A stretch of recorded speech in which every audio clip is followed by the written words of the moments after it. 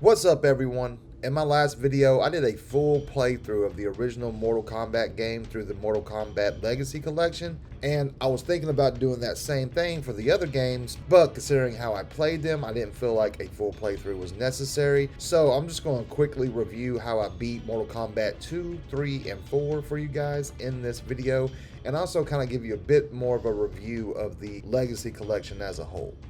So let's get started with Mortal Kombat 2.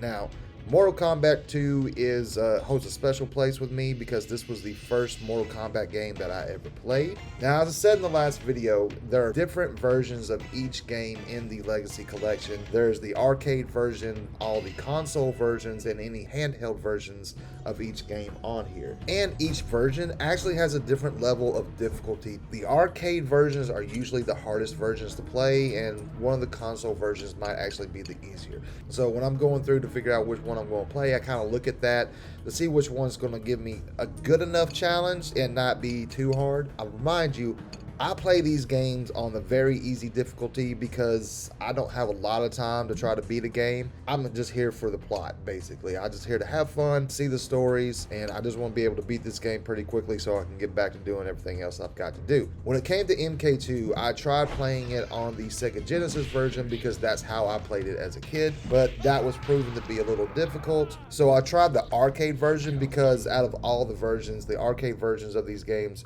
have the best quality with video and audio to them. But that one proved extremely hard. I mean, I couldn't even get halfway through the tower. I ended up going to the Nintendo version of this game, which is where I was able to beat it. But I'll be honest, it was a little too easy. I really got through all the other fights really easy. The only fight that I had to take a second shot at was Shao Kahn, but it only took me fighting him twice to beat him. So if you're looking to beat it pretty easily, I would say do the Nintendo version, do it on very easy. It's going to take you no time and kind of no effort to beat the game.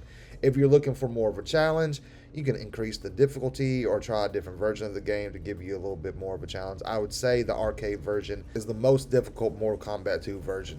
Also, I found a trick in beating this game even faster if you want to skip through all the fight. In the last video I showed you, there's a special option to where you can fight the secret character of these games, and there are 3 secret characters in Mortal Kombat 2. So I tried it out to see what would happen if you turned each one of them on, and what it does, it kind of rushes you through these fights. It actually pushes you all the way up to the last 2 fights in Mortal Kombat 2. So if you want to beat this game even faster, turn all those on. Now, when it comes to Mortal Kombat 3, Mortal Kombat 3 probably has the most different versions of this game because this was the first game that they actually kind of did expansions. There's the original Mortal Kombat 3, then Ultimate Mortal Kombat 3, then Mortal Kombat Trilogy, and each game adding more and more characters. I originally tried to play the Mortal Kombat Trilogy version, which is only on the PlayStation console version, because when I was a kid, that was the game that I played over and over again. It was actually probably my favorite game because it had so many characters. But again, that one was proven difficult. Ended up going to the arcade version of this game, which gave me just the right amount of challenge. A lot of the fights were pretty easy. The further up you get, the harder they got. When I got to Motaro, he proved to be the most difficult,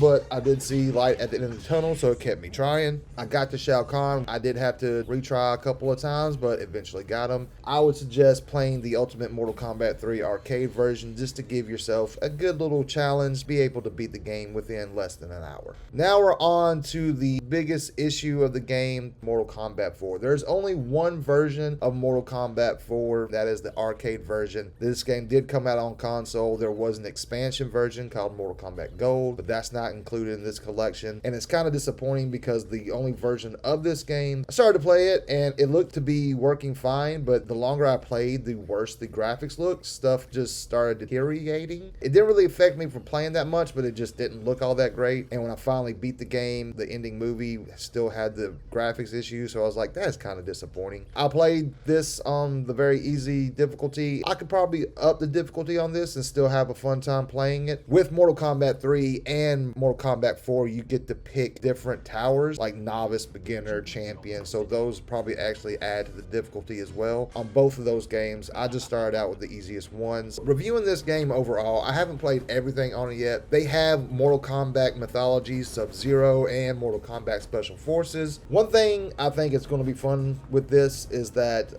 there's replayability with this game. a lot of it, a lot more so than the latest Mortal Kombat 1, I believe, because I can go back to all these games. I beat all these games with Sub-Zero, so the thing I always enjoyed was beating the game with all the characters and getting all their endings, and I can up the difficulty level, to give myself more of a challenge if I want to. Also, if you're a gamer that likes to complete all the trophies, they do have a pretty good list of trophies that you can do. Overall, I think this game is worth the money, especially if you're a huge Mortal Kombat fan and would love the nostalgia of playing the original games. There are going to be patches for these games that should hopefully fix the issues. So yep, that's my thoughts. I enjoy it. I think it's worth it. If you're playing this, let me know your thoughts in the comments. Hopefully this was helpful. If you enjoyed this video, give it a like.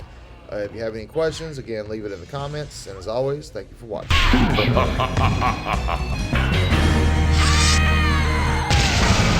Sub-Zero wins. Fatality.